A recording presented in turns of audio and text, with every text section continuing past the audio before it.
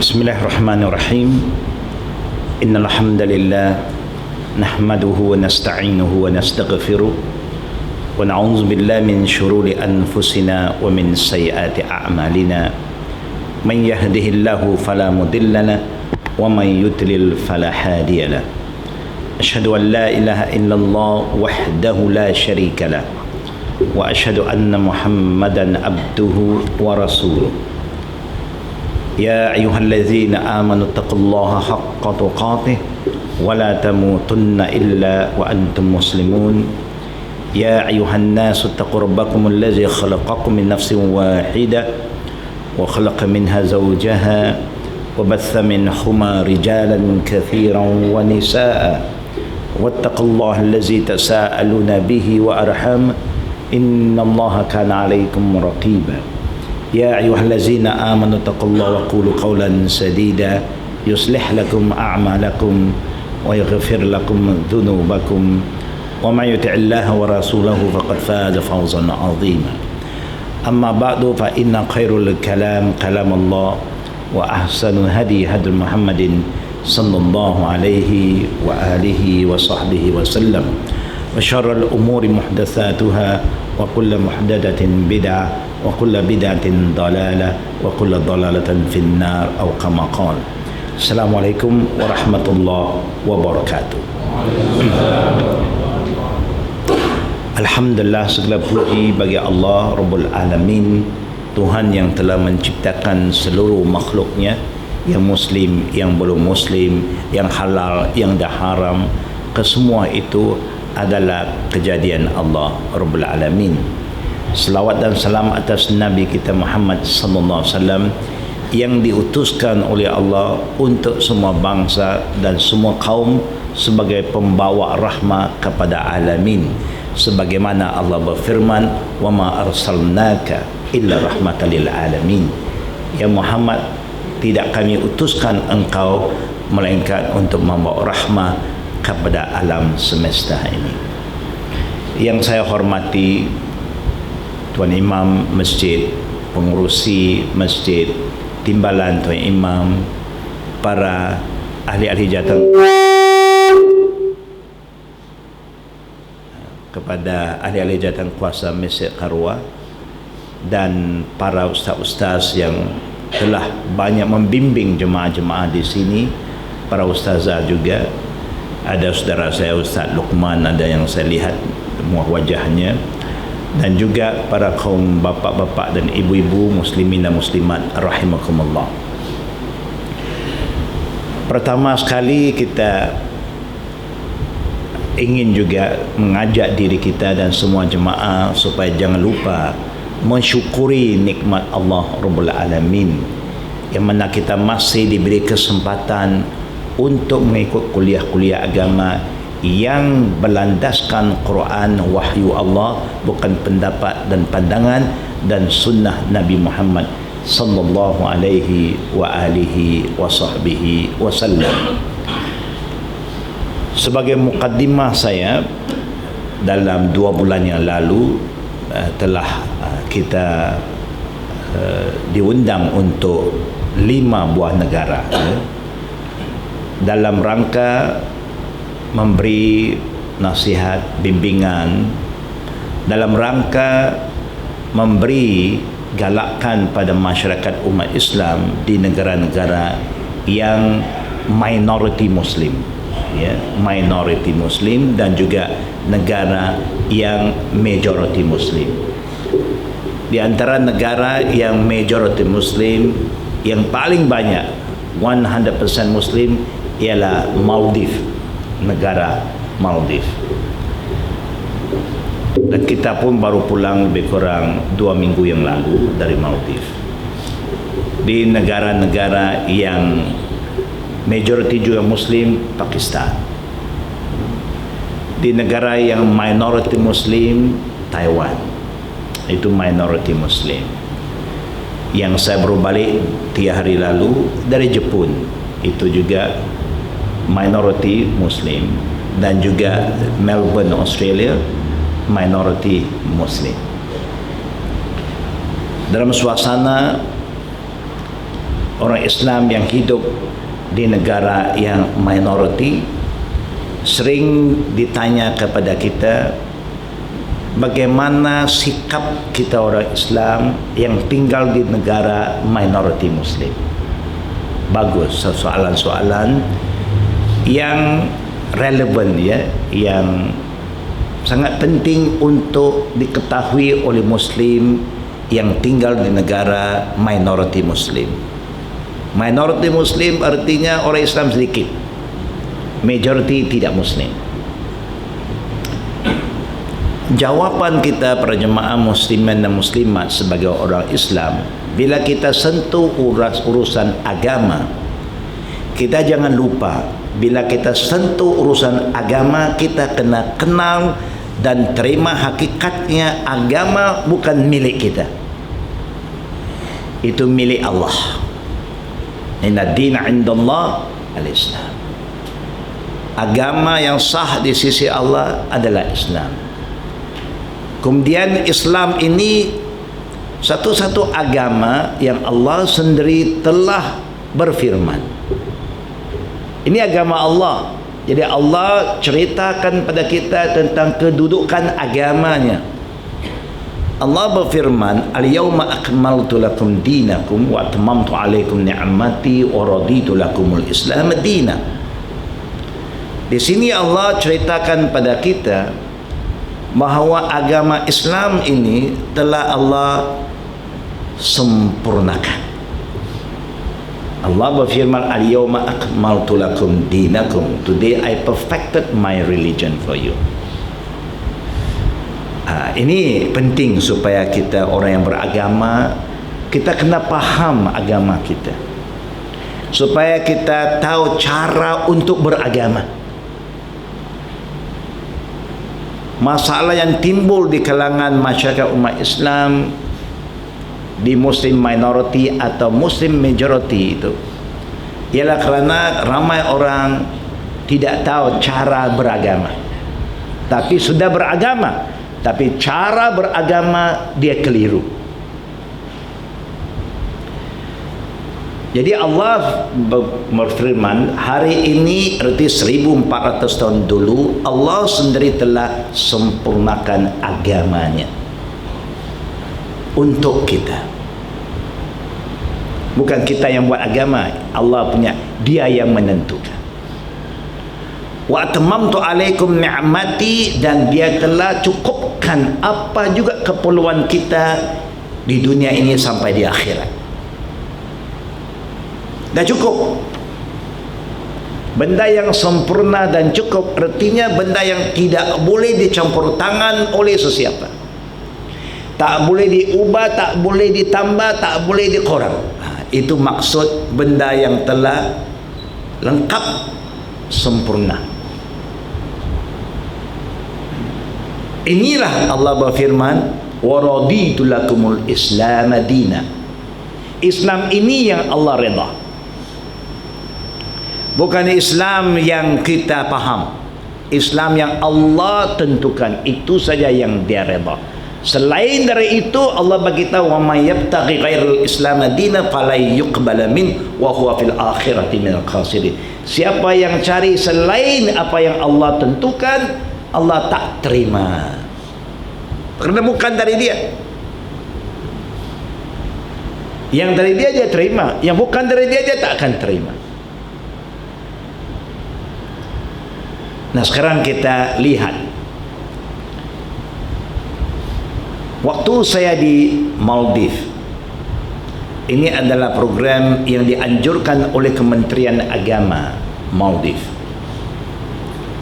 Menteri Agama dia bersama kita, menyambut kita dari awal sampai habis. Kita diamanahkan untuk memberi khutbah di masjid negeri dia, dan juga adakan program dalam TV Maldives, dan adakan ucapan di dataran merdeka dia untuk rakyat, khususnya pemuda-pemudi. Tuan-tuan pernah dengar Maldives kan? Pernah dengar? Maldives ni satu negara yang dikenali oleh orang-orang barat. Sobok Maldives, wah, dia kata indah, ya, cantik kepulauannya, 1000 lebih pulau, 200 saja ada orang. Artinya 200 pulau ada manusia, selain itu belum ada penghuni lagi. Cuaca dia memang, ya, panas, ya. Lautannya Allahu Akbar. Dia negara yang terkenal dengan tourism dan fishery, tuna, ekspor tuna. Bila saya sampai, saya suka minta sedikit maklumat daripada pihak sana. Cara kita beragama di sini bagaimana? Saya nak tahu. Supaya kita tidak salah approach, bukan? Tak buat sesuatu yang nanti timbul fitnah, salah faham. Jawab dia, kita ini bermazhab Syafi'i. Alhamdulillah, samalah dengan Malaysia, saya kata. Tapi Sunni, sunnah. Terfikir saya, ada Syafi'i Syi'i kah? Ada Khawarij kah? Jadi saya sebelum nak bagi khutbah esok, saya kata malam ni saya nak pergi masjid negeri. Memang mereka dah atur untuk ke masjid negeri, tapi jangan suruh jadi imam, kan? Saya kena jadi makmum, kerana saya kena tahu apa yang dimaksud dengan kata mazhab Syafi'i sunnah. Kita pun faham Syafi'i ikut sunnah. Jadi bila maghrib, imam dia jadi imam. Alhamdulillah. Pertama kita tak dengar dia lafaz niat dia. Dia hanya betulkan saf, semua dah okey, terus imam takbir, Allahu Akbar. Kedua, dia baca Fatihah, Bismillah sir. Ini Syafi'i Maldives. Ketiga, lepas salat fardu, dia hanya kalih wajahnya, dia duduk, dia zikir yang disunnahkan oleh Nabi, astagfirullah 3 kali. Kemudian diikuti dengan yang lain. Habis tu dia terus solat sunnah. Nampak tak? Ada beza tak? Ada beza tak Syafi'i Maldives dengan Syafi'i yang bukan Maldives? Ada beza, bukan? Baru saya faham, ini betul lah kata dia, dia Syafi'i yang ikut sunnah. Alhamdulillah jemaah muslimin dan muslimat. Jadi mereka timbul soalan kadang-kadang kalau di muslim minority, bagaimana cara kita nak berakhlak, how do we behave kalau kita muslim minority, ini majority lah. Jawapan kita ini orang Islam, bila orang tanya urusan agama, urusan Islam, tak boleh ikut pandangan, tak boleh ikut pendapat, kerana tak dibenarkan. Agama tak membenarkan kita utamakan pendapat dan pandangan, kerana milik Allah. Dalam suratul Ahzab Allah ada berfirman, wa ma kana lil mu'minin wa la mu'minatin idza qadallahu wa rasuluhu amra ay yakuna lahumul khiyaratu min amrihim wa may ya'sillahu wa rasulahu faqad dalla dalalan mubina. Tengok bagaimana cantik agama Allah ini. Allah nak jaga agamanya, dia susun segala hukumnya begitu rapi, begitu teratur.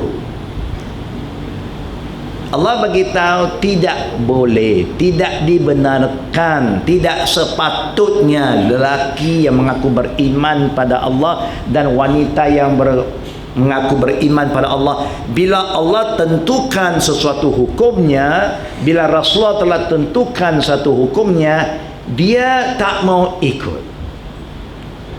Dia masih nak ikut pandangan dan pendapat.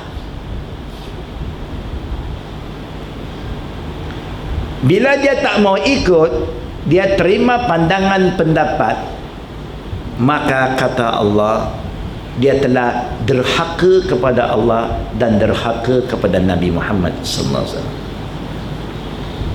Siapa yang tidak mau ikut apa yang Allah tentukan dan Nabi tentukan dalam urusan Islam, Allah hukum mereka itu faqad dalla dalalan mubina. Nah, you nak kata orang itu betul ke salah menurut agama, you kena jadikan Quran dan Sunnah sebagai panduan, sebagai rujukan.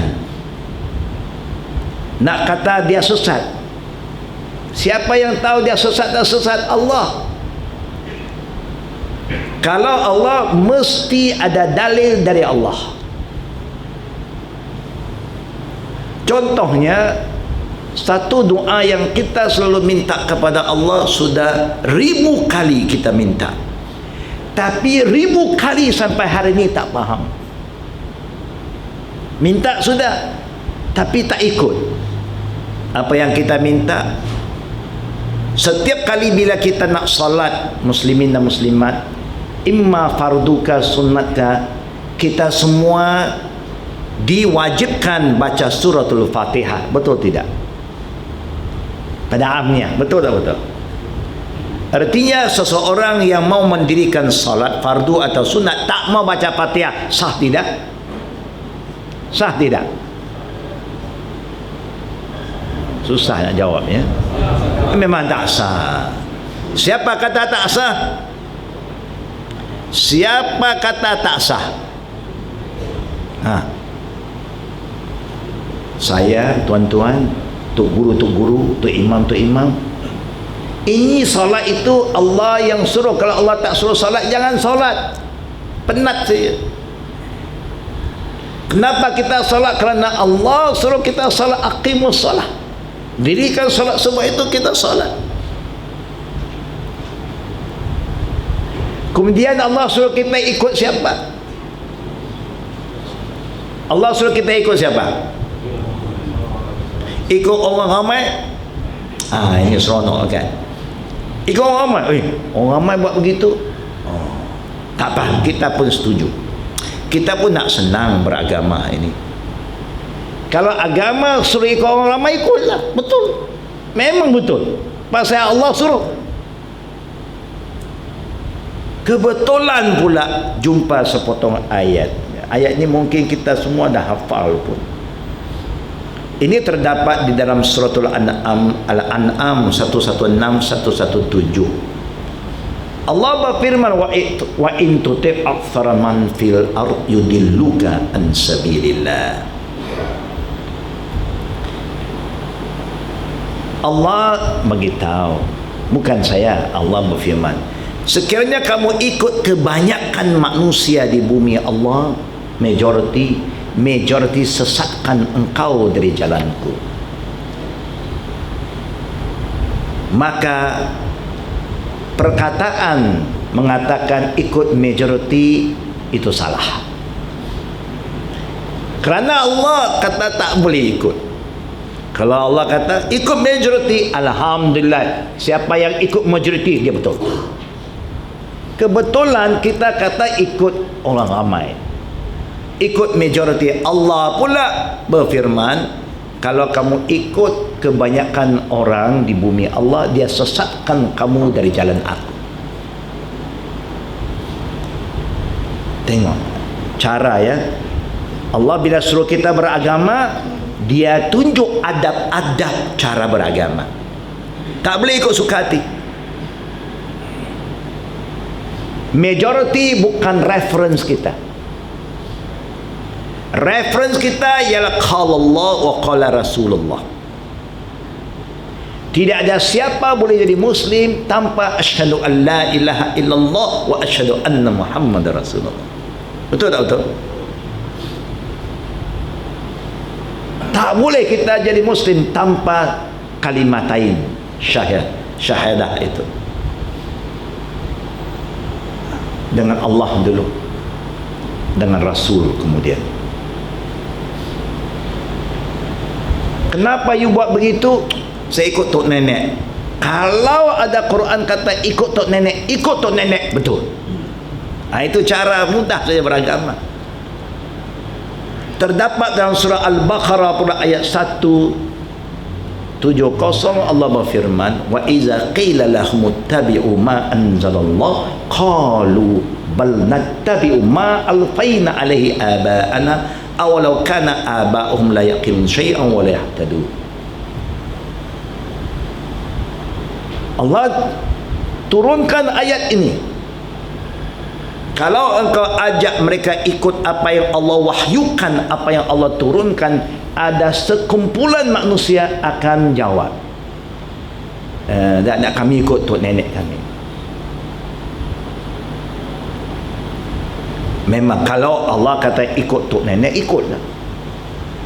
Kalau saya ikut tok nenek saya jadi hari ini semalam saya sambut besak. Kerana itu agama tok nenek saya. Tapi kebetulan Allah kata ada satu kumpulan orang akan kata kami ikut tok nenek kami. Allah kata tak betul. Agama ini bukan tok nenek punya, Allah punya. Kalau tok nenek pula ikut apa yang Allah perintah, apa Nabi suruh, you ikut, betul. Tapi kalau mereka tak ikut, maka you pun tak boleh ikut. Kerana mereka tak tahu. Kalau you ikut, kamu jadi macam mereka juga, jahil. Mereka tidak mengikut kebenaran. Kamu kalau kamu ikut, kamu terus sesat bersama mereka.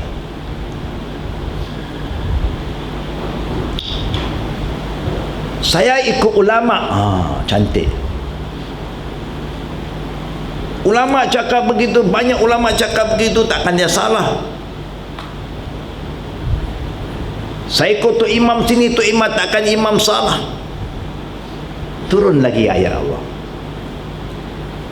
Ittakhazu ahbarahum wa ruhbanahum arbaba min dunillah. Ayat ini pula kalau kita tengok apa yang kita baca dalam suratul Fatihah, balik pada surah itu. Dalam suratul Fatihah kita selalu minta pada Allah, ihdinas siratal mustaqim. Itu dia. Kalau siapa baca suratul Fatihah, iyyaka na'budu wa iyyaka nasta'in, kemudian siratal ladzina an'amta alaihim, memang tak sah Fatihah. Mesti ada orang tegur di belakang. Imam sudah lupa. Mesti ihdina. Kalau imam degil tak mau juga betulkan, semayang tak sah. Makmum pun mungkin mufarakah terus. Ini imam teruk dia. Sampai ayat iyyaka na'budu, ya kata dia baca ihdinas, dia lompat terus kepada yang lain. Kita kena baca ihdinas siratal mustaqim. Ya Allah, tunjuk kami jalan yang betul. Kita nak jalan betul. Kemudian Allah cerita pada kita pula orang mana yang ikut jalan betul. Siratal ladzina an'amta alaihim. Siapa mereka? Tidak lain, tidak bukan para nabi dalam siratal mustaqim. Dan mereka yang siddiqin, yang membenarkan apa yang dibawa oleh nabi-nabi. Seperti para sahabat radhiyallahu anhum. Kemudian ditetapkan oleh Allah lagi, was-sabiqunal awwaluna minal muhajirin wal ansar wallazina ittaba'uuhum bi ihsan radhiyallahu anhum wa radu'. Siapa itu siratal ladzina an'amta alaihim? Dia termasuk was-sabiqun, orang yang lebih awal, lebih dahulu menerima Islam daripada kita. Siapa mungkin kita kata tok nenek, Allah tak sebut tok nenek. Allah bagi tahu yang dimaksudkan oleh Allah yang lebih dahulu, yang lebih awal ialah mereka yang Allah gelarkan dalam Quran muhajirin wal ansar. Bila Allah sebut muhajir, siapa dia? Siapa dia, saudara-saudara? Kita kena faham juga. Bila Allah sebut muhajir, siapa dia? Siapa dia? Saya, tuan-tuan, orang-orang dari Indonesia datang Malaysia, dia muhajir. Lughawi betul. Secara lughawi, literally orang kata siapa yang berhijrah, dia muhajir. Tapi Allah jelaskan supaya kita tak keliru, supaya kita tidak salah faham terhadap ayat Allah. Muhajirin orang Mekah, yang awal-awal menerima Islam orang Mekah. Nabi lahir di Mekah, dia terima wahyu pertama pun di Mekah.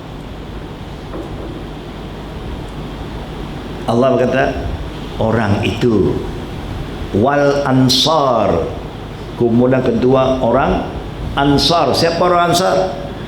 Orang Madinah. Sebab itu Nabi hijrah ke Madinah, dia tak hijrah ke negara lain. Dia tak ke Mesir pun, ke Yaman, ke Jordan, dia Madinah. Dan dia pilih untuk wafat di Madinah. Wallazina tabauhum, Allah berfirman, dan siapa-siapa yang ikut dua golongan ini, orang Mekah, orang Madinah. Kalau nak ikut jalan yang betul, Allah dah bagi tahu. Wahyu, Nabi semua bermula di Mekah, kemudian hijrah Madinah. Sebab itu dua negeri ini dikenali dengan apa dia? Haramain al-Syarifain.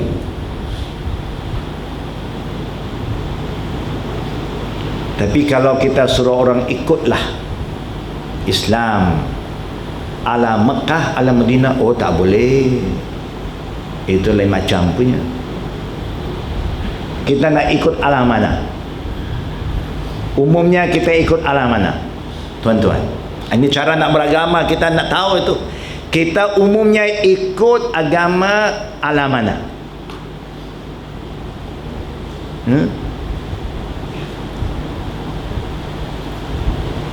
Umumnya lah. Kalau dia sebut orang Mekah Madinah, itu lain macam sikit. Yang semacam dengan kita dari mana? Dari mana? Ya, saya tak dengar. Dari mana? Umumnya yang sesuai dengan naluri kita, kebanyakan dari mana? Mesir. Oh, kalau Mesir jangan main, bukan? Mekah tak boleh, Madinah tak boleh. Ini dari Mesir, Azhar. Kalau Allah dah sebut Azhar, Azhar betul. Kebetulan Allah tak sebut. Ini negara yang Allah lantik Nabi dari situ, Nabi lahir di situ, wahyu turun di situ. Dia kata tak betul. Yang negara Mesir dikenali sebagai negara siapa? Negara siapa? Firaun. Mesir mesti ingat piramid. Ingat piramid, ingat Firaun. Kita anggap agama datang negara Firaun betul. Agama yang datang daripada Nabi di Mekah dan di Madinah tak betul. Sekarang yang mana betul? Itu ucapan kita. Kita minta ke Allah jalan yang betul. Selepas salam ikut jalan tak betul. Minta lagi, ya Allah tunjuk kami jalan betul. Lepas semayang, ikut lagi jalan tak betul. Berapa kali ya kita minta, dan berapa kali kita terus langgar apa yang diperintah oleh Allah. Kemudian Allah cerita pada kita orang yang tak betul. Mola tak betul bukan datang dari kita. Kita kemudian, kita umat kemudian. Umat dahulu yang sudah terima Nabi, terima kitab, kemudian tak betul. Kenapa? Ghairil maghdubi alaihim waladdallin. Kalau kita faham suratul Fatihah dengan betul, memang kita dah betul lah.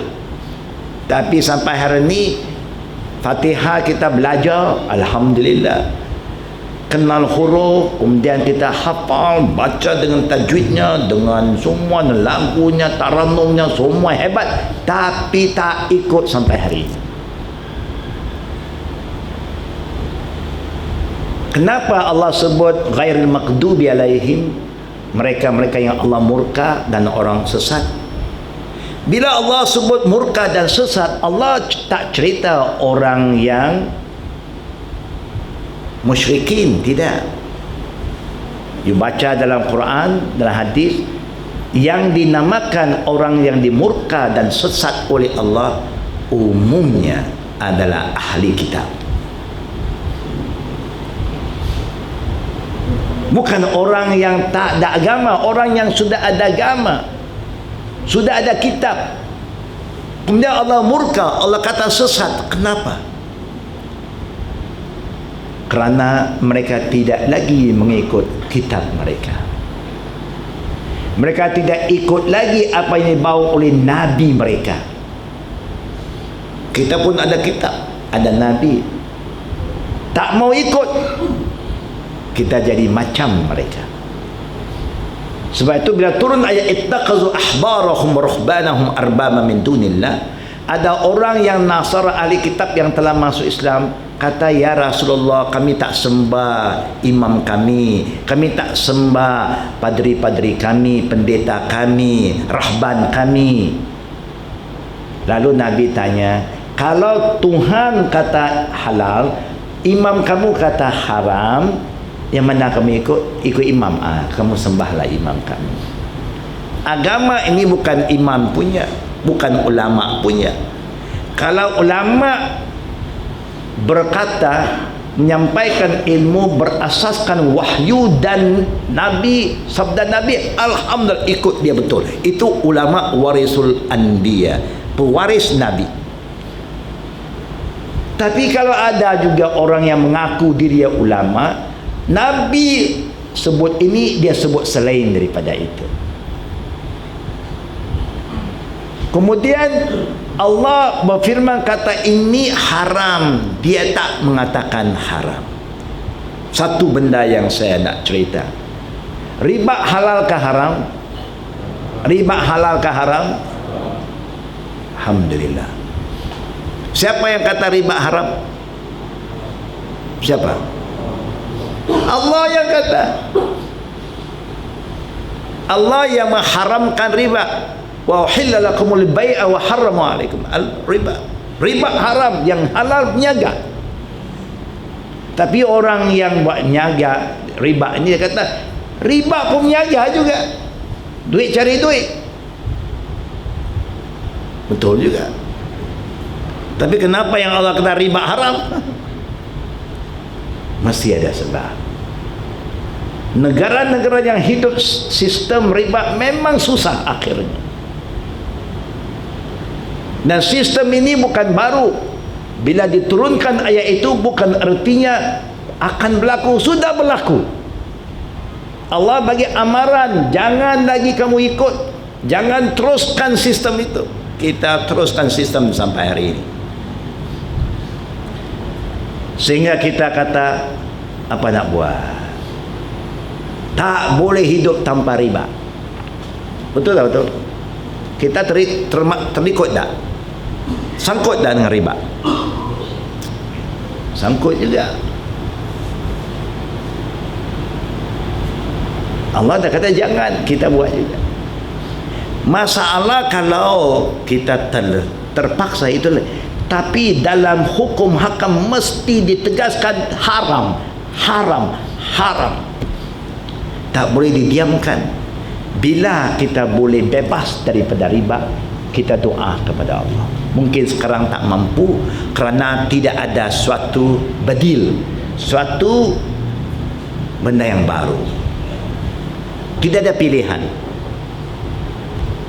Tapi tak boleh menghalalkan, tak boleh menggalakkan.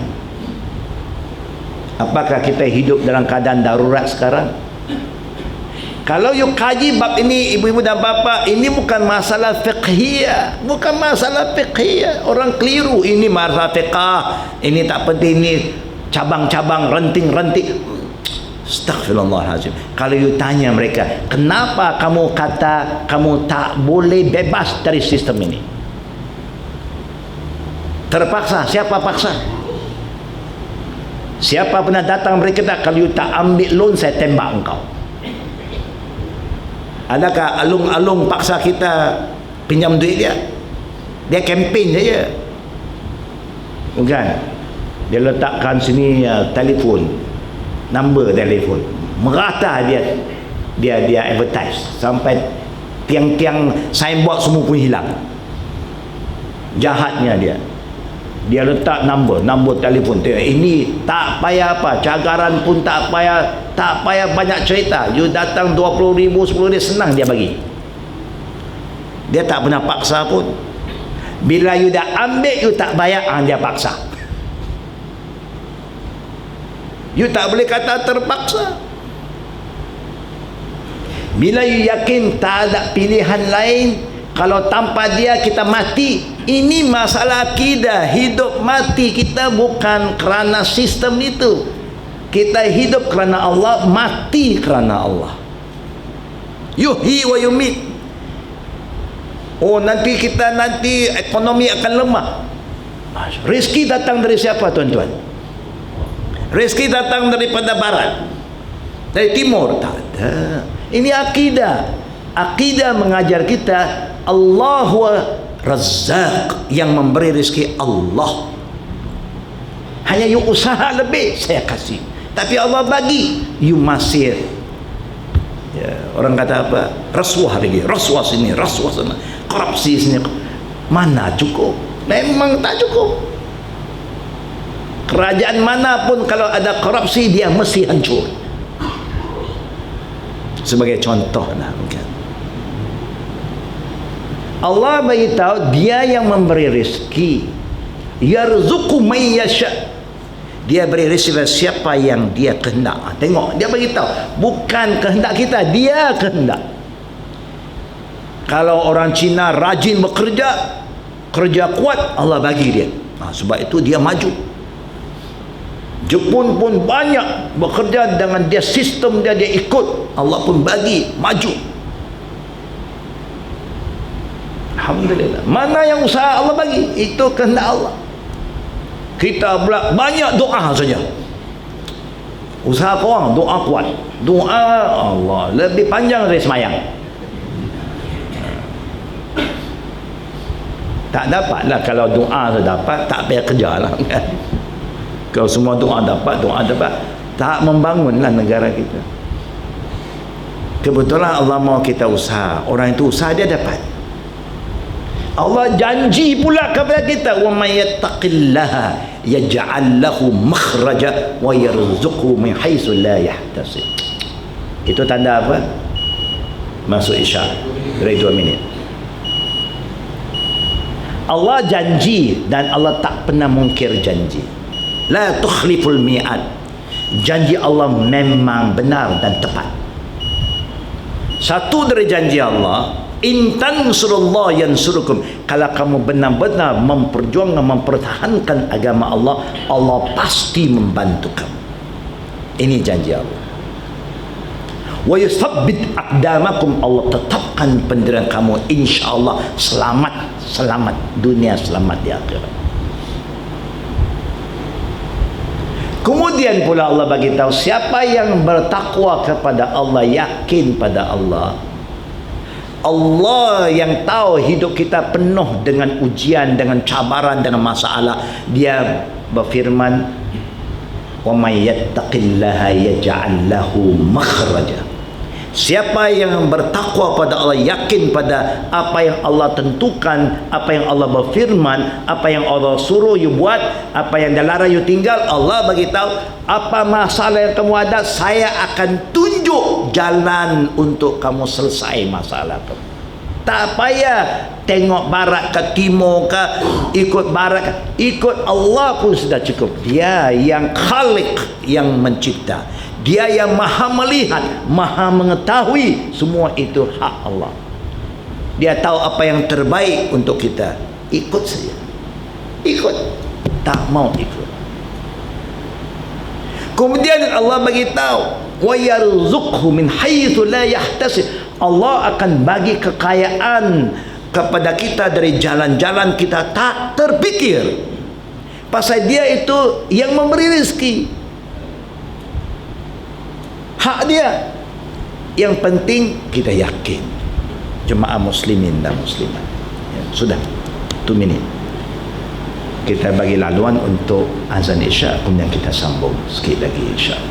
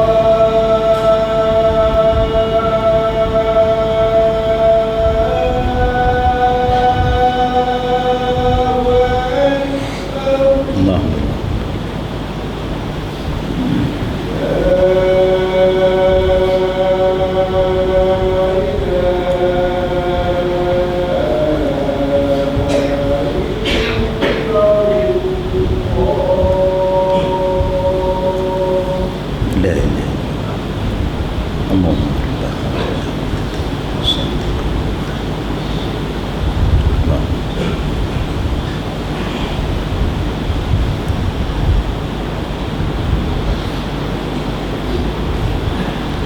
Alhamdulillah penjemaah muslimin dan muslimat, kita berhenti seketika beri laluan untuk azan isyak, dan itu hak masjid. Ya. Masjid ada hak dia. Di antara haknya, bila seseorang masuk tak boleh duduk sehingga dia solat tahiyatul masjid. Itu satu hak, dilarang oleh Nabi. Hatta di zaman Nabi, waktu Nabi sedang khutbah, seorang sahabat masuk. Ini hari Jumaat, Nabi sedang berkhutbah, orang itu masuk terus duduk. Terus Rasulullah tanya dia, imam dan makmum boleh cakap? Makmum nak cakap dengan imam boleh, makmum sama makmum tak boleh cakap. Cakaplah Allah Jumaat. Jadi dia duduk, Rasulullah terus tanya, hal salait, you sudah semayang? Dia kata tidak. Qum fasalli raka'atain, bangun sekarang semayang 2 rakaat. Kerana Nabi kata, iza dakhala ahadukum al-masjid fala yajlis hatta yusalli raka'atain. Bila seseorang masuk masjid tak boleh duduk sehingga kau beri hak masjid 2 rakaat di masjid. Begitulah azan hak masjid. Sampai masa kita azan, tapi solat boleh dilewatkan, khususnya isyak. Rasulullah biasanya lewatkan isyak oleh kerana kadang-kadang dia banyak memberi pengajaran, dan kadang-kadang banyak orang datang untuk tanya sesuatu kepada Nabi. Hatta ada sahabat menceritakan sudah qamat, kemudian ada seorang datang penting nak tanya Rasulullah sesuatu urusan. Rasulullah suruh tangguhkan salat, layan orang tu. Sahabat dah duduk, ingat sekejap, 5 minit ke 10 minit ke, dia pun duduk dah lama, masing-masing dah baring lah. Lepas tu dah habis, baru Rasul kata, bangun, kita nak solat sekarang. Hatta kalau dah qamat pun, kalau ada urusan yang lebih penting, boleh ditakhirkan solat. Ada sunnah yang menunjukkan bahawa benda itu dilakukan oleh Nabi Muhammad sallallahu alaihi wasallam. Tapi ada juga pandangan, ini yang Nabi suruh bangun semayang tahiyatul masjid. Ada orang kata, kalau you masuk masjid, majlis agama, ilmu sedang berjalan, kau gantilah, jangan, kerana ilmu lebih penting daripada semayang sunat, maka berganti dengan bacaan tasbih subhanallah alhamdulillah wala ilaha illallah 3 kali, tak payah tahiyatul masjid. Siapa cakap? Kita lah cakap, bukan? Kita cakap tak perlu ganti dengan tasbih. Nabi jawab, Nabi tegur apa? Baca tasbih. Kalau ada hukum, Nabi dah sudah ajar sahabat, baca tasbih, selesai. Tapi Rasulullah perintah bangun. Tengok, agama ini Allah turun pada Nabi yang sampaikan, tak siapa yang lebih faham tentang Islam dari Nabi. Tapi zaman-zaman moden ni kita rasa kita lagi bijak. Kita suka buat satu pandangan yang tidak berasas. Kalau pandangan ada asas, tak apa. Tadi kita akhiri sebelum itu dengan rezeki, ya. Allah beritahu dia akan bagi rezeki. Yakin tak yakin? Yakin tak yakin? Yakin. Kalau yakin, buat sajalah apa yang Allah suruh, InsyaAllah rezeki datang. Bila Allah bagi, siapa pun tak boleh ambil dari kita. Orang nak sabotaj pun Allah yang melindungi kita. Bila Allah dah lindungi kita, semua manusia termasuk jin tidak dapat memudaratkan kita. Tapi kalau Allah sudah tidak memberi pelindung kita, apa-apa pun boleh memudaratkan kita. Ucapan orang pun kita dah kalang kabut, bukan? Orang masuk SMS kita pun dah pening kepala. Baru SMS, bukan dia betul, dia main-main saja. Kita ada serius dah, tak boleh tidur lah, terganggu lah macam-macam, kerana kita tidak dapat perlindungan Allah. Jadi yang penting tuan-tuan dan puan-puan, cara kita beragama sebelum ini sudah macam-macam. Umumnya orang kita ini lebih beradat daripada beragama. Umumnya kita kena terima hakikat itu. Walaupun agama bagi tahu kullu maulud yulad ala fitrah, semua orang dulu lahir fitrah, bersih, suci. Apa saja orang suruh buat kita ikut, kerana kita suka mengikut. Macam baby lah, kita suruh baby buat apa dia ikut, suruh dia menari dia menari, suruh dia lompat dia lompat, semua dia boleh buat. Okay. Itu fitrah kita. Allah beritahu fitrah kita bersih, suci, tak berdosa. Fa'abawahu, yang akan mengubah kita mula-mula bukan orang luar. Yang mula-mula akan mengubah kita ialah ibu bapa kita. Kalau ibu bapa kita kuat adat, itulah yang dia akan ajar anaknya supaya lebih beradat daripada beragama.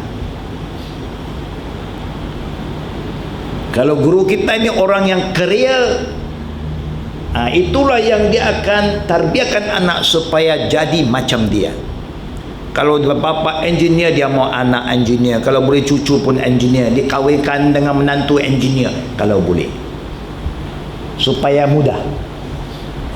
Kalau bapa doktor kahwin ibu pun doktor, mau menantu pun doktor, semua keluarga doktor. Itu biasalah umumnya kan. Kerana kita nampak kita sudah ada satu standard, kita nak supaya kekalkan standardnya. Kalau ini ada datuk, kita kena kahwinkan dengan anak orang lain pun datuk, so korang-korang ataupun Tan Sri ataupun Tun, naik okey, turun jangan. Dia kata tak sekupu, tak ngam, malu.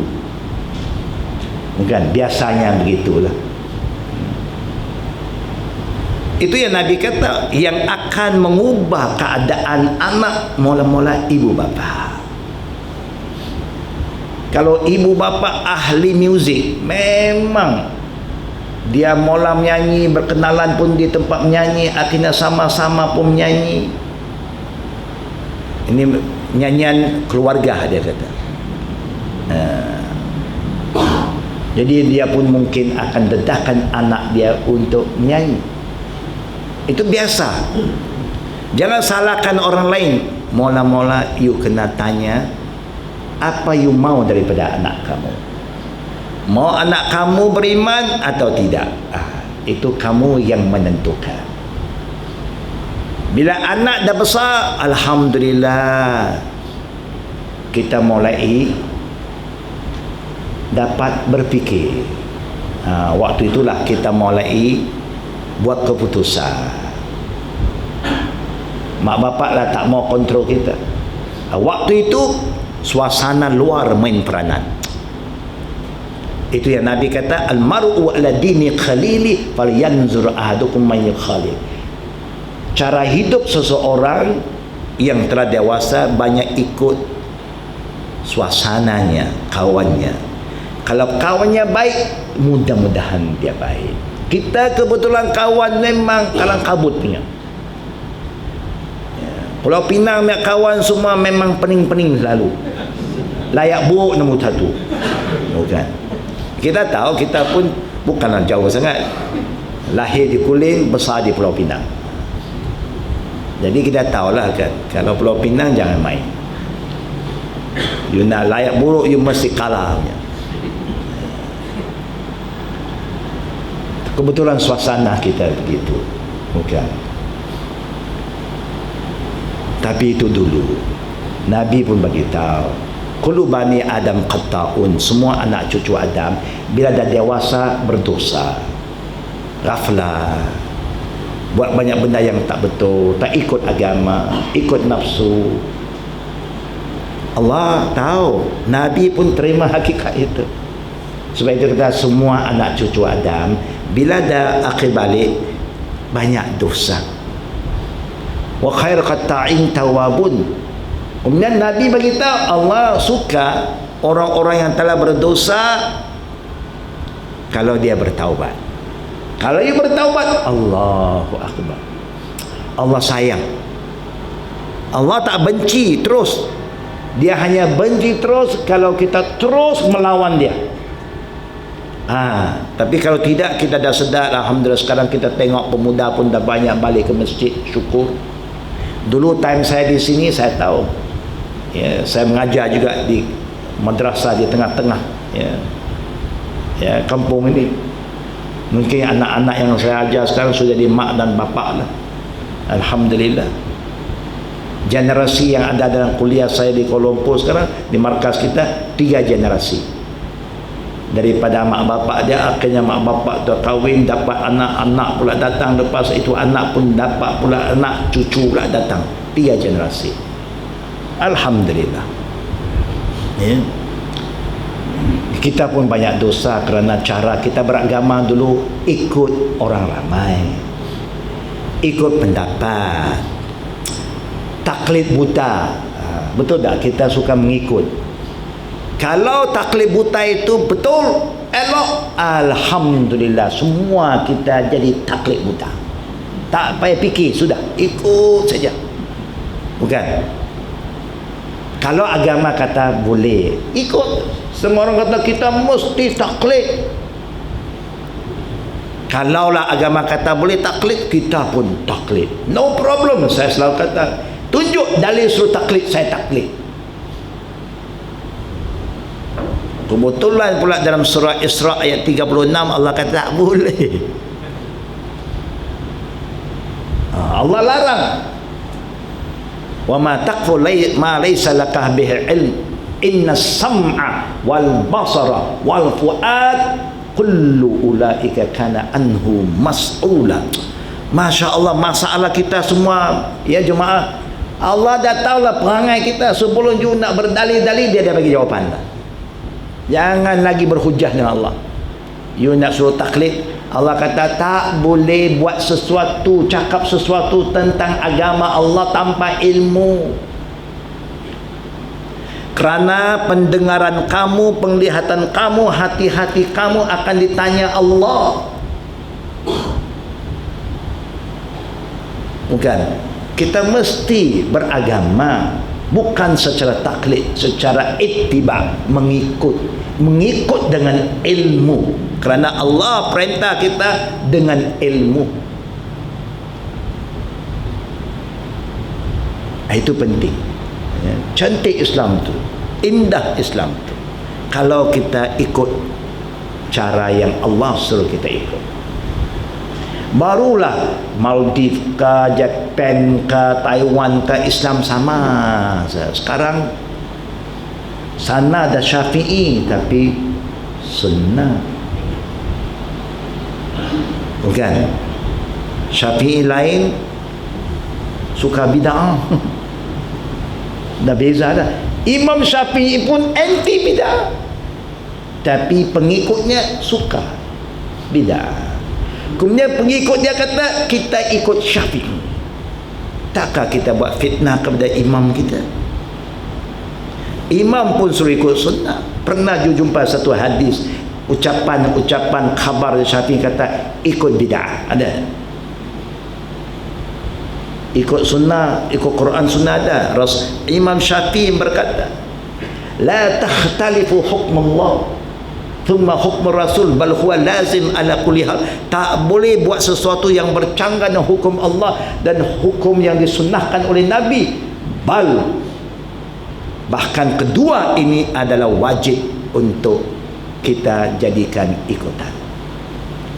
Itu yang Imam Syafi'i kata. Kalau hadis yang sahih sudah kamu jumpa, kebetulan bercanggah dengan pandangan saya mesti ditinggalkan. Tak boleh salahkan imam tu betul. Kita makmum dah tak betul, tapi tak mau mengaku, tak mau kalah. Cepat-cepat kalau nampak dataran modal, sandar, saya ikut Syafi'i. Bila masa yang you ikut Syafi'i? Yang peliknya kitab Syafi'i pun tak baca. Kan? Itu yang lagi pelik. mati-matian ikut Syafi'i. Tapi kita Imam Syafi'i tak pernah baca. Itu yang jadi fitnah lagi. Sebab itu kalau kita belajar agama tanpa ilmu, macam-macam fitnah. Tapi syukur kita dah terlajak dulu, nampaknya ada perubahan, kita nak mulai kembali sesuai dengan firman Allah. Tengok panduan Allah. Ayat ini saya akan akhiri, ya, ayat ini dalam ucapan saya malam ini, supaya kita tak keliru lagi. Cara beragama, adabnya, Allah berfirman, ya ayyuhallazina amanu ati Allah wa ati'ur Rasul. Kemudian wa ulil amri minkum. Bukan saya suruh, bukan kerajaan suruh, Allah suruh. Taatlah Allah, wahai orang beriman, taat Allah dan taat Rasulnya. Dan ulil amri minkum. Siapa ulil amri? Siapa ulil amri? Pemimpin-pemimpin kamu secara umum. Siapa lagi pemimpin? Yang peringkat pemimpin siapa dia? Bapa dia pemimpin dalam rumah. Bos-bos dia pemimpin dalam syarikatnya masing-masing. Ada pemimpin negara, ada pemimpin negeri, ada pemimpin karya, ada. Masjid-masjid ada pemimpin tidak? Ada. Chairman-chairmannya pemimpin, imamnya pemimpin. Belum ada anak, ada isteri, siapa jadi pemimpin? Siapa jadi pemimpin? Ini perempuan kena jawab. Orang kata ini bias lah, ini semua laki. Bukan, memang kita terima hakikatnya. Kalau kita belum ada anak, suami pemimpin kita. Kecuali suami dah tak larat dan memimpin, dia turunkan kepimpinan pada kita, tak apa, bukan salah suami, bukan, itu isteri lah ambil alih, ya. Kadang-kadang kita punya uzur, jadi kita mintalah isteri ambil alih. Isteri ada kemampuan, nah, ketika itu bahagian itu dia kena buat keputusan. Siapa lagi yang memimpin? Kita jangan salah faham tentang kalimah pemimpin ini. Siapa lagi pemimpin? Ya, guru juga pemimpin kepada muridnya, bertanggungjawab. Akhirnya tiap-tiap kita adalah pemimpin. Kullukum ra'in wa kullukum mas'ulun an ra'iyati. Tiap-tiap kamu adalah pemimpin dan bertanggungjawab tentang kepimpinan diri kamu sendiri. Itu semua pemimpin juga. Kemudian tengok cara susunan, ya, ayat ini. Fa in tanaza'tum fi syai'in. Sekiranya kamu ada perselisihan, perbezaan pendapat dalam apa juga urusan kehidupan dunia ini. Ini ya Allah ajak kita ni. Berarti hidup kita mesti ada perbezaan pendapat, perbezaan nilai. Saya rasa elok, you rasa tak elok, itu normal.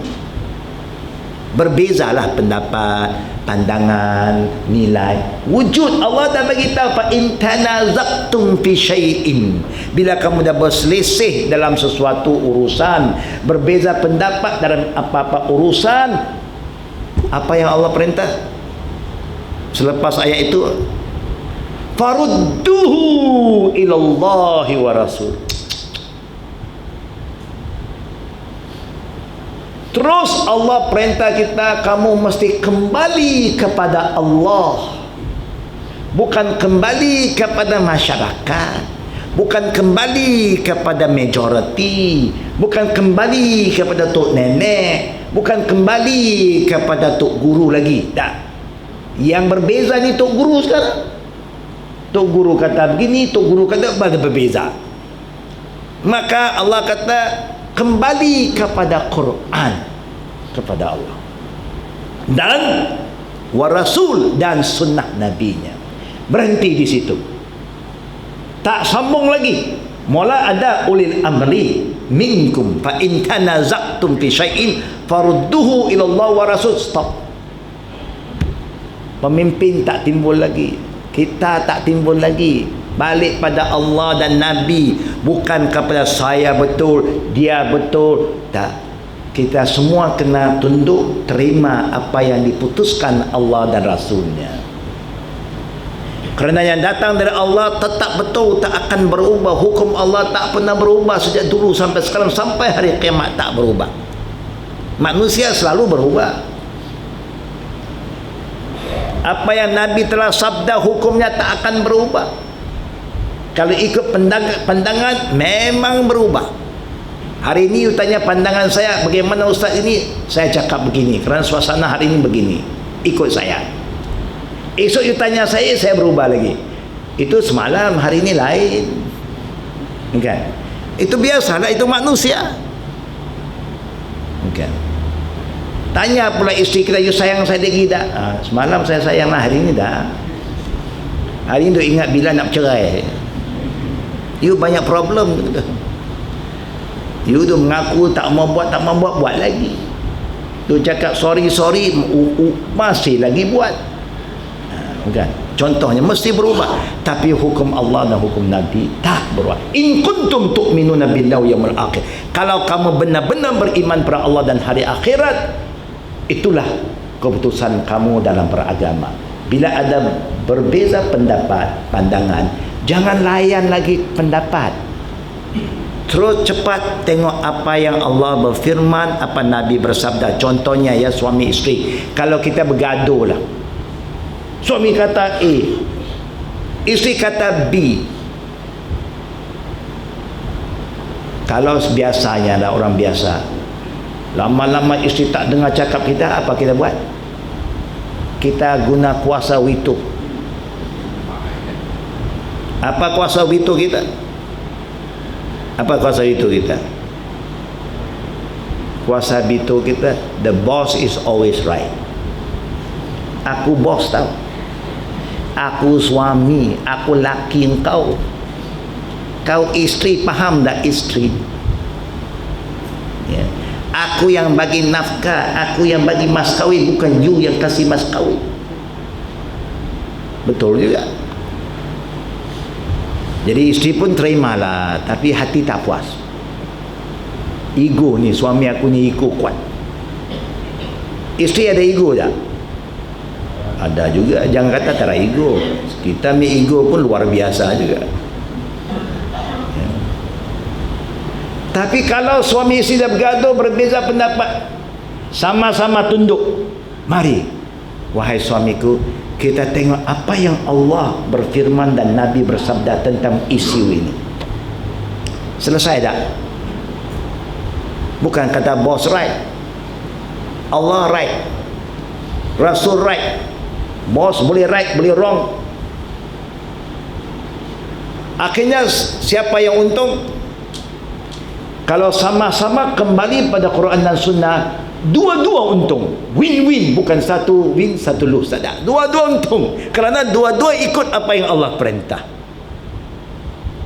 Itulah yang kita ingin mengingatkan jemaah, cara kita beragama. Syukur kerana kita telah berubah, kita lihat wajah-wajah baru. Hanya jangan lupa pada satu lagi pelajaran Islam yang sangat penting selain daripada ilmu akidah, ialah adab, disiplin, akhlak. Contohnya, tengok bagaimana Nabi didik umatnya. Dia bersabda, laisa minna man lam yuwaqqir kabirana wa lam yarham saghirana. Bukan daripada umatku kalau yang muda tak hormat yang tua, yang tua pula tidak sayang yang muda. But respect ini, hormat must be gained. Mesti kita buat sesuatu sehingga orang hormat kita. Jangan paksa orang hormat kita. Jangan beli penghormatan itu. Dia tak aci punya. Kita mesti tunjuk akhlak yang baik sebagai seorang yang dewasa. Sikap kita, cara kita bercakap, adab-adab kita bercakap, adab kita buat sesuatu mesti yang terbaik supaya anak-anak yang tengok kita hormat kita. Ya. Kalau kita hormat orang tua sekarang, insya-Allah anak kita hormat kita. Insya-Allah cucu kita hormat kita. Tapi kalau kita biadab dengan orang tua, nanti belajarlah. Siapa ajar kita nanti? Anak kita. Dia lagi terror lagi. Cucu kita lagi ligat. Sebab itu cucu sekarang kontrol atuk-atuk semua. Betul tak? Kita bila ajar pak cucu habis. Dulu banyak tegas dengan anak, tak boleh. Dapat cucu semua boleh. Rosak cucu kita semua. Sebab itu jangan ingat serahkan anak kita pada bapak kita selamat, nanti dia rosak. Kita boleh disiplin anak kita rumah sampai ke atuk, habis disiplin semua. Semua yang kita kata tak boleh, dia sampai atuk semua boleh. Habis kita. Bukan? Siapa yang jadi atuk dia tahulah. Yang saya cerita pasal saya pun sudah jadi atuk. Kita pun banyak cucu je, kita tahu. Memang kita sampai peringkat tu kalah, sayang kan. Ya, jadi bila sayang kadang-kadang kita dah tak jaga, tak kontrol. Kalau mak dia marah, kita pun overrule. Atuk ada, jangan susah hati. Tak boleh lah. Kalau mak dia ada kontrol, dia tak buat, ikutlah, bagi laluan. Nanti cucu datang beri kita, mak marah. Apa mak suruh buat? Mak kata time tidur, pergilah tidur. Oh tak ada, itu mak memang begitu. Tapi sekarang juga ada doa atuk, jangan susah hati, apa-apa atuk jawab. Bila ini yang kata anak osak, cucu osak kerana atuk. Tapi insyaAllah bukan atuk sini lah, atuk sini semua baik-baik. Okay. Ini sebagai peringatan ya, supaya kita sama-sama menjadi umat yang terbaik. Satu lagi yang terakhir yang saya rasa sangat sedih, tapi Masya Allah ini kuasa Allah. Di samping media-media masa menyerang Islam, media-media masa condemn Islam, menakutkan orang terhadap Islam, Allah buka pintu banyak manusia yang belum kenal Islam, ingin tahu apa itu Islam, dan akhirnya masuk Islam. Mana-mana negara yang kita pergi berdakwah, ada saja orang yang nak berdialog kita terus masuk Islam. Sebab itu kita sama-samalah berusaha untuk jadi umat yang ikut Quran dan Sunnah, bukan segi akidah saja, bukan segi fiqh saja, segi adab. Ya, jangan mencuba hukum orang, salahkan orang. Semua orang ada kelemahannya. Mana tak betul, sama-sama betulkan. Mana yang kurang kita tambahkan, mana-mana yang kita rasa tak boleh buat apa-apa, doakan. Jangan fitnah memfitnah, doakan. Kalau orang tu tak betul juga, kita ada nasihat, dia tak mau ubah juga, apa nak buat? Nak pukul dia. Pukul dia, masuk penjara pula. Apa nak buat? Doa lah, jangan lupa. Power kita yang akhirnya doa. Yang mengubah bukan kita, Allah. Bukan kita. Kita hanya menyampai saja, tapi sampai dengan yang terbaik. Jangan menghukum orang, jangan fitnah orang. Mana tak betul dibetulkan, mana yang kurang kita betulkan juga. Tapi jangan kita tambah-tambah dalam agama. Agama dah cukup. Kalau semua orang dia nak tambah, agama pun tambah, tak payah. Agama dah cukup. Dia ada ready made, pakai saja. Dia siap dah, tailor made, ready made, pakai, jalan. Kalau lain daripada agama, you nak tambah-tambah lah ya. Agama jangan tambah, just terima, jadi a good follower. Kita selamat dunia, selamat akhirat. Para jemaah muslimin dan muslimat Bagi kaum ibu juga kita ingatkan supaya kita prihatin terhadap apa yang sedang berlaku, khususnya masalah anak-anak, kerana yang tahu tentang kedudukan anak lebih dalam adalah ibu-ibu, bukan bapa. Bapa-bapa dia tak ada masa, ada problem baru dia datang. Ibu, anak susah nak tipu ibu, pasal ibu dah tengok perangai anak dia. Tiap waktu dia tengok anak kita, jarang tengok. Kita datang kerap anaknya, beli barang, beli itu, toy ini tu, supaya anak ikut kita, sayang kita. Ibulah main peranan. Ada satu trend yang saya nak ingatkan sebelum saya buka soal jawab. Trend rambut, style rambut ini. Ini tengok-tengoklah. Kita nak potong rambut, disunnahkan oleh Rasulullah jaga rambut, suruh potong. Fitrahnya rambut terlalu panjang, potong. Tapi caranya ada. Kalau nak bagi pendek, pendek semua. Kalau nak botak, botak semua. Jangan yang ada trend baru. Trend baru banyak kan? Bukan? Pelik. Kadang-kadang saya pergi barber juga.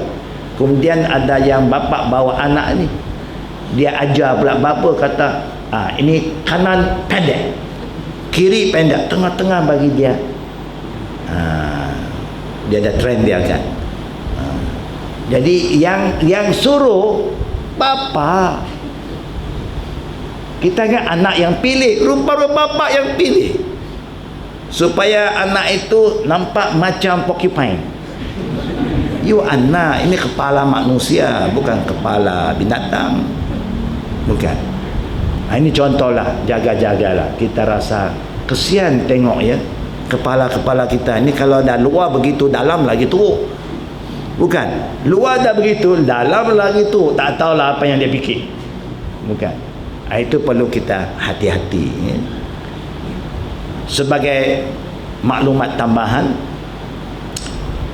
kita Pertubuhan Al-Khadim, alhamdulillah, dalam menjalankan dakwah kepada macam-macam manusia dalam negeri, luar negara, alhamdulillah, pengislaman kita ribuan telah masuk Islam, alhamdulillah. Abang saya 2 minggu yang lalu pun baru masuk Islam, tapi sekarang di hospital, sakit dia. Doakanlah untuk dia juga, insyaAllah. Kita juga selalu memikirkan bagaimana nak mendidik anak-anak kita sayang Islam, supaya anak muda tidak takut pada Islam. Oh, susahlah agama ini. Kita tak tunjuk mudahnya Islam, cantiknya Islam. Sebab itu kita buat aktiviti outdoor ya, camp, youth camp ya, camp untuk anak muda umur 12 sampai 28. Tahun ini Al-Khadim mulai buat 2 kali. Satu bulan Jun, awal bulan Jun waktu cuti sekolah, dan satu akhir Disember, dekat-dekat ya, pada bulan Disember. Dulu selalu kita buat Disember. Dan camp kita bila kita buat, alhamdulillah, yang akan ikut bukan orang dalam negeri saja.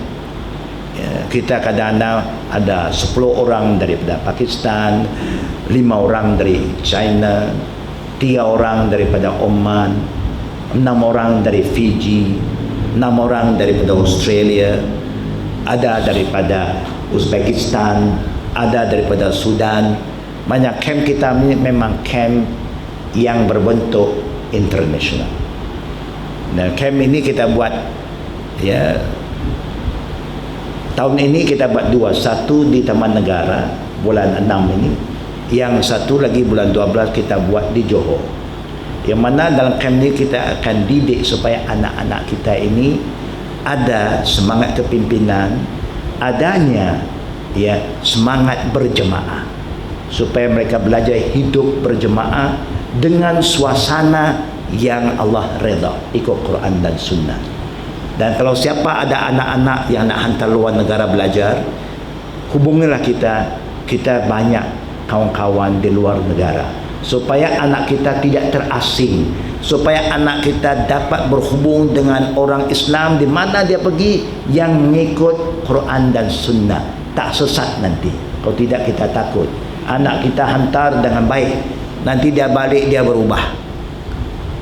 Kita tak mau. Sebagaimana kita hantar dia keadaan beriman ikut Quran Sunnah, kita nak dia balik lagi kuat pegangannya Quran dan Sunnah. Sebagaimana Nabi sabda, ittaqillah haitsuma kunta. Kalau orang tanya kita bagaimana cara kita beradab hidup bila hidup di kawasan Muslim minority, Nabi dah jawab. Bukan kita yang bagi tahu. Setengah orang beritahu, when you are in Rome, you behave like the Romans. Semua kata, kalau you dah duduk di barat, ikutlah cara hidup barat. Dah. Kalau begitu falsafah dia, ini punya penyakit. Siapa yang keluar fatwa itu?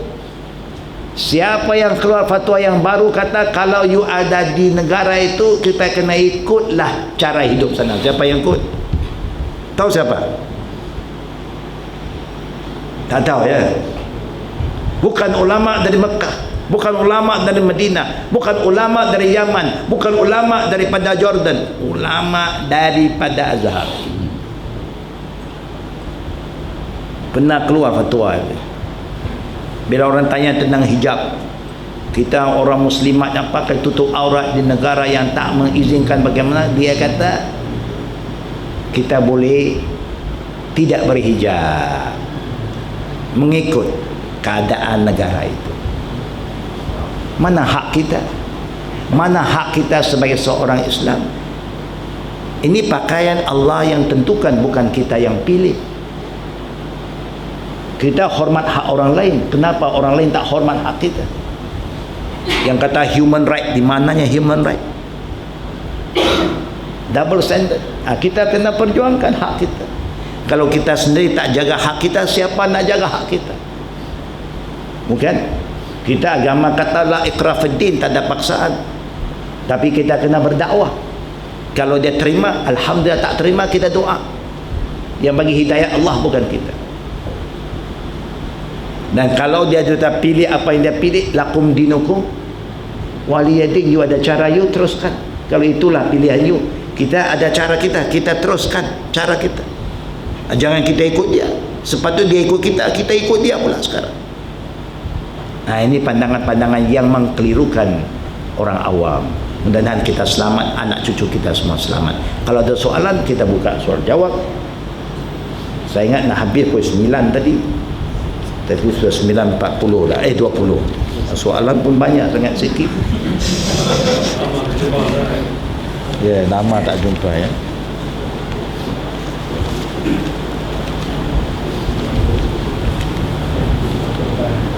Apa pandangan saya menurut sunnah tentang negara Islam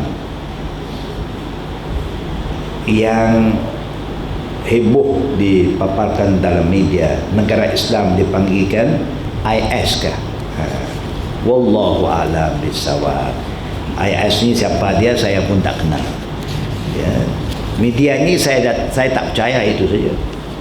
Media saya tak pernah percaya. Saya nak percaya apa yang Allah berfirman dalam Quran, apa yang Nabi sabda, selesai. Tak pening kepala. Bukan? Siapa-siapa yang kata dia itu pemimpin ini bukan boleh dipaksa. InsyaAllah. Masalah kepimpinan Allah yang bagi. Allah dah bagi tahu, qulillahumma malikal mulki tu'til mulka man tasha wa tanzi'ul mulka mimman tasha. Allah kata sesungguhnya segala kekuasaan kerajaan milik Allah, dia bagi pada siapa yang dia suka, dia ambil balik daripada siapa yang dia suka. Tapi dalam pemimpin sejarah Islam, Islam tak pernah, pemimpin dalam Islam tak bermula dengan peperangan, tidak. Dia mula dengan dakwah, dengan tarbiyah. Walaupun lambat, tapi itulah caranya. Bukan dengan nak tunjuk kuasa, tidak. Siapa berkuasa, teruslah kuasa kamu. Kita berdakwah supaya kau pun terima Islam, teruskan kepimpinan kamu. Kami bukan datang nak kuasa, tidak. Kami hanya nak supaya kita semua terima Allah sebagai Tuhan kita. Itu sejarahnya. Masalah ini memang masalah isu semasa, tapi memang kebetulan saya tak pernah layan. Kalau orang tanya saya, pertama saya tak kenal. Kedua saya pun tak biasa pun, tak pernah pergi jumpa siapa-siapa pun. Yang saya tahu negara Islam dia bermula daripada tarbiyah. Ya. Ikut cara Nabi, senang. Contoh dah ada. Akan sampai satu masa kita tahu siapa yang akan jadi pemimpin untuk orang Islam. Kita tahu Mahdi pun, orang cerita Mahdi, banyak orang cerita dia pun Mahdi dah hilang lah. Bukan. Tapi akan datang ada Mahdi. Mesti akan datang. Tapi bila sampai masanya, insya Allah, ya, kita semua juga akan akui insya Allah. Adakah orang-orang Nasara dan orang Yahudi pada masa sekarang masih lagi ahli kitab? Kalau mereka keturunan Bani Israel, dia tetap ahli kitab. Kerana turun ayat tentang ahli kitab ini di zaman Nabi. Waktu itu orang Nasara dan orang Yahud telah buat banyak kesalahan. Waktu itu pun mereka telah anggap Isa itu anak Tuhan, dia Tuhan pun sudah berlaku. Sebab itu turun ayat-ayat tentang keadaan mereka. Tapi Nabi masih gelarkan mereka ahli kitab dengan syarat yang kita keliru sekarang. Syaratnya apa yang Allah tentukan dalam kitab Taurat, dalam kitab Injil dan dalam Quran, bahawa Nabi Musa adalah Nabi li Bani Israel. Nabi Isa juga Nabi li Bani Israel, untuk Bani Israel.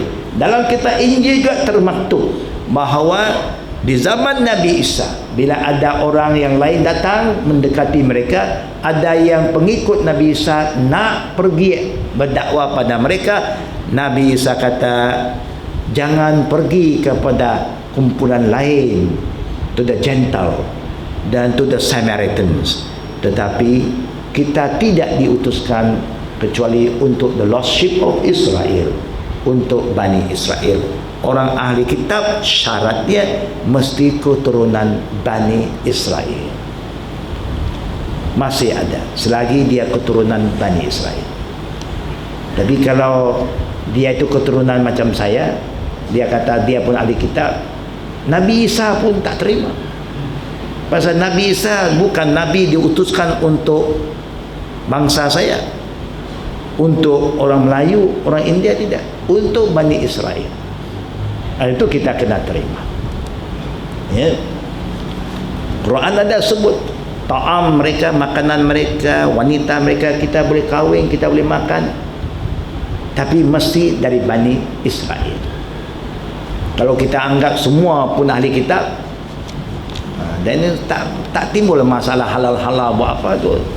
Logo halal semua makan. Tak boleh, bukan? Dia pun ahli kitab. Tapi dia ahli kitab, dia sembelih pun kita tak boleh makan. Pasal dia bukan Bani Israel. Bani Israel, Nabi Isa di akhirat pun terkejut, bila masa engkau jadi pengikut aku. Dia tahu dia utusan untuk Bani Israel, sehingga Rasulullah pun cerita bahawa semua Nabi yang diutuskan oleh Allah sebelum saya untuk kaum masing-masing kecuali saya untuk linnasi jami'ah, untuk manusia seluruhnya. Ya, itulah kedudukan yang sebenarnya. Jika orang musyrik selalu suka mengucap syahadat sebagai kata-kata biasa, bolehkah kita kata dia telah Islam? Kita kena confirm lah, kerana kita tak tahu dia hanya belajar untuk bersyahadat, dia yakin tak yakin kita tak tahu. Kalau dia kata dia yakin, kita terima dia sebagai seorang Islam. Itu saja. Masalah penghayatannya itu mungkin mengambil masa. Macam orang Islam sekarang, tak sedikit orang Islam yang buat syirik. Betul tak betul? Mengucap asyhadu alla wa asyhadu anna Muhammadar Rasulullah, semayang ayatul kursi semua hafal, semua apa ayatul kursi 40 semua hafal, tapi tangkai-mangkai pun dia pakai juga. Bukan, sini ikat sana gantung, sini gantung. Buat juga. Walaupun Nabi dah kata man allaqa tamimatan faqad asyrak, siapa yang buat tangkai-mangkai, ikat-ikat, dia telah syirikkan Allah. Tapi sampai sekarang ramai juga orang Islam yang semayang tak tinggal, puasa tak tinggal, sini kebal, sana kebal, ya, masih juga. Kita kata dia Muslim tak? Kita kata dia Muslim tak? Yang biasanya kita kata dia Muslim, kerana dia kata dia Muslim, dia mengucap, kita tak boleh kata dia tak Islam. Hanya kebetulan dia sesat. dia buat benda yang salah, dia masih ada kepercayaan pada selain Allah ada kuasa. Tidak sedikit kita ni nak kahwin-kahwin pun kena cari tarikh, bukan, bulan pun kena cari bulan, number pun takut, bukan. Orang barat ni dahsyat, teknologi dia hebat, dia dah sampai kepada bulan semua, tapi number dia takut. Dia tak boleh. Apa number yang dia takut? 13. Tak boleh. Dia leave semua 12, terus 12A, 14. Number pun dia takut, bukan. Kita alhamdulillah semua number jalan, bukan. Kita semua jalan, 7 ke, 4 ke, 8 ke, 9 ke, semua jalan, ya. Semua orang 9 dah tak nak, 4 lagi tak nak. Dia kata si mati. Ada kita 4 lah, mati, kan. Dia kata mati pun huruf 4 kan, MATI 4, 1 2 3, M1 A2 T3 I1, mati. 4 jangan. Dah kita tak ada, kita semua number, alhamdulillah. Kerana kita punya qadar dan qadar tidak bergantung kepada sesuatu melainkan Allah, ya. Soalannya banyak, ya. Jika orang menjemput kita kenduri, tahlil boleh kita pergi atas dasar meraihkan tuan rumah yang telah menjemput kita. Kalau kita rasa kehadiran kita boleh memberi sedikit, ya, perubahan, boleh memberi sedikit pandangan, pergilah. Biasanya kalau orang ajak saya, dia dah kenal lah saya pun, nanti saya ajak, jangan susah, apa you nak? Saya nak doa untuk arwah, insyaAllah kita datang. Doa untuk arwah, bukan, kita datang, ya. Pasal untuk arwah kita doa, Nabi suruh kita doa. Tapi kita buat tazkirah sikit, kita nak ajar doa yang Nabi ajar. Kita nak buat tahlil, ada tidak tuan-tuan? Ada tahlil tak? Ini yang problem juga. Itu orang marah kita. Kita kata tak ada tahlil, tahlil memang ada. Ada talqin tidak? Ada. Jangan kata tak ada, itu yang kata sesat. Pasal Nabi kata ada, you kata tak ada. Nabi dah katakan laqinu mautakum la ilaha illallah, ada talqin. Tapi caranya kita kena tahu. Yang Nabi ajak sebelum mati, itu saja. Kita ajak lepas mati, itu saja bezanya. Bukan tak ada talqin, cara kita buat tu kebetulan tak kena tempat dia. Tahlil ada tidak? Ada takbir tak dalam Islam? Ada takbir tak? Ada takbir raya, bukan? Apa arti takbir? Allahu Akbar, bukan? Ada tasbih tak? Apa itu arti tasbih? Subhanallah. Ada tahmid tak? Bagaimana tu tahmid? Alhamdulillah. Ada tahlil tak? Ada. Apa itu tahlil? La ilaha illallah. Itulah tahlil. Siapa kata tak ada? Memang ada. Tapi ada majlis tidak, yang khusus, ada hari yang ditentukan dengan package yang tertentu. Itu saja.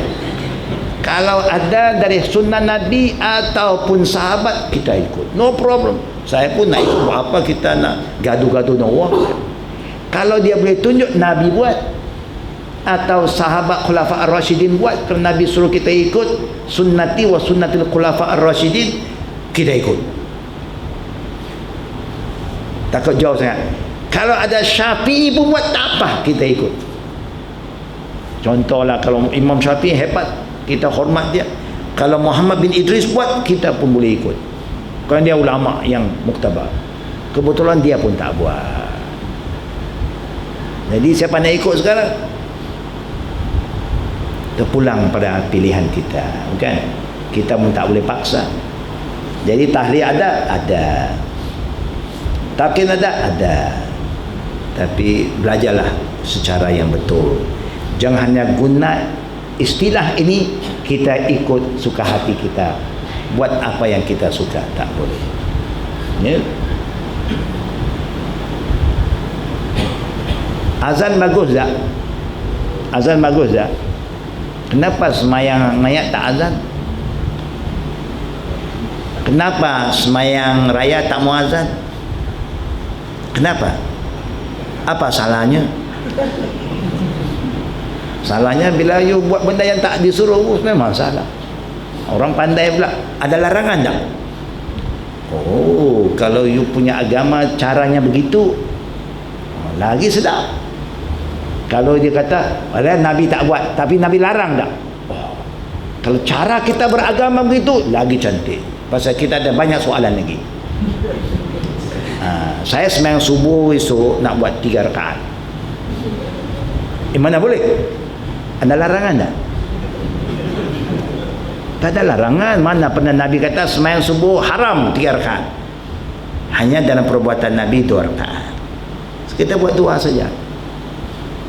Agama ini tak ikut larangan. Dia suruh tidak? Tak suruh jangan buat. Nabi Muhammad tak pernah ajak umatnya sembahyang sebelum Isra Mi'raj, kerana belum ada hukum lagi. Nabi Muhammad tak pernah suruh umatnya berpuasa sebelum hijrah, kerana puasa hanya diwajibkan lepas hijrah.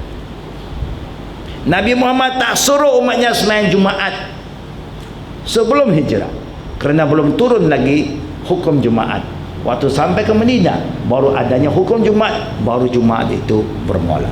Jadi agama tak buat sehingga ada arahan. Tak ada arahan, jangan pandai-pandai buat. Kemudian pandai-pandai buat alasan, tapi tak ada larangan. Wah, itu banyak cerita itu. Kalau tak ada larangan, banyak lagi yang tak larang. Bukan? Tapi kita tak buat, kerana kita tahu tak patut buat, kerana Nabi tak buat. Itulah yang kita kata ittiba. Kita tak buat kerana Nabi tak buat.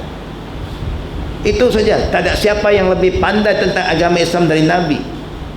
Ya, jadi tak payahlah kita yang dia suruh buat pun tak larat buat. Itu yang pelik tu, yang doa Nabi ajar semua tak hafal lagi. Tapi pelik-pelik doa yang Nabi tak ajar semua kita hafal. Yang wirid-wiridnya buku yang sunnah Nabi tentang wirid tu 3 muka pun tak hafal. Tapi yang tak ada dalam hadis semua kita jumpa. Wirid dengan lompat-lompatnya lagi. Wah, ini macam-macam ya. Kita pun tak tahu kenapa kita ni. Kalau ada memang semua lompat. Saya pun suka lompat. Senang saja kalau ada Nabi kata ini boleh lompat. Ya. Tapi jangan pula kita kata zaman Nabi ada orang buat, Nabi tak. Kita kena ingat mula-mula itu macam-macam pun tak ditegur kerana belum ada hukum menegur lagi. Waktu mula-mula semayang masih boleh sembang lagi. Semayang, kita dah semayang. Orang datang lewat, boleh datang bagi salam, kita boleh jawab. Dan orang itu boleh tanya, rakaat keberapa? Kita boleh jawab. Tua, no problem. Memang mula-mula semayang masih dibenarkan lagi. Makan, minum dalam semayang boleh lagi. Sampai turun ayat waqumu lillahi qanitin. Berhenti. Tak boleh cakap. Orang salam pun tak boleh jawab. Ya. Dan tak boleh lagi minum. Tak boleh. Bila tanda tak boleh, kita tak boleh ikut yang mula-mula lagi. Mula-mula Arab boleh minum tak? Boleh. Mabuk sikit pun tak apa. Sampai turun ayat jangan kamu hampir solat dalam keadaan mabuk. Sebelum solat jangan minum, lepas solat minum tak apa. Masih lagi ada lagi. Sehingga last sekali baru Allah kata haram. Tak bolehlah pegang yang awal. Ini dah tak haram. Yang haram kalau mabuk, saya minum tak mabuk. Jadi yang haram mabuk. Akhirnya Nabi pun jelaskan. Kata kullu syarabin askara fahuwa haram. Tiap-tiap minuman yang memabukkan haram, sikit pun haram. Walaupun tak mabuk tapi konten yang memabukkan. Itu jawapan saya. Seperti mana saya sebut para muslimin mesti soalan terlalu banyak, mungkin tak semua saya boleh jawab. May Allah bless. Amin. Mandatory wajib for me as a Muslim to only follow and belong to one mazhab. Ini soalan yang baik. Apakah semestinya saya ikut satu mazhab? Kita dah jawab. Kita wajib ikut Quran dan Sunnah. Ya. Mana mazhab ikut Quran dan Sunnah kita wajib ikut. Pasal kita pegang Quran dan Sunnah. Imam Syafi'i suruh ikut Quran dan Sunnah. Imam Ahmad Hanbali suruh ikut Quran Sunnah, Imam Malik suruh ikut Quran Sunnah, Imam Abu Hanifah suruh ikut Quran Sunnah. Jadi ikut Quran Sunnah kalau you berdasarkan mereka adalah betul, kerana mereka perintah kita ikut Quran dan Sunnah. Jangan kita anggap seakan-akan Islam Syafi'i lain, Islam Hanafi lain. Sekarang Islam itu Syafi'i punya, Hanafi punya, dia yang menentukan, bukan begitu. Ya, mereka semua adalah mengikut Islam, bukan Islam ikut mereka. Ya, hanya kadang-kadang sebagai manusia ada isu yang berlaku di zaman mereka yang mereka tak terdedah dengan dalil ketika itu. Dan orang awam minta pandangan daripada orang berilmu, maka orang berilmu patut memberi sedikit panduan supaya orang tidak bebas buat sesuatu. Ya. Akhirnya mereka mengetahui kalau pandangan kami bercanggah dengan Quran hadis, tinggalkan pandangan kami ikut Quran dan Sunnah. Semua mazhab suruh ikut Quran dan Sunnah. Kalau kita ikut apa yang mereka suruh kita ikut, betul lah kita. Ya. Yang tak betul kita kata dia saja betul, yang lain tak betul. Itu tak betul. Kerana Syafi'i tak berkata dia saja betul, dia pun kata Malik pun betul, kerana Malik itu guru dia, kitab dia juga dia hafal. Dan Imam Ahmad juga adalah guru dalam bidang hadis. Dia kata anta a'lamu minni hadisan, ilmu hadis kau lebih ahli dari saya wahai Imam Ahmad. Jadi dia sama-sama juga mengikut. Kenapa kita pula kata kita tak boleh ikut? Tak betul lah. Ini punca kerana kita kurang ilmu. Akhirnya kita fitnahkan imam-imam yang besar, ya.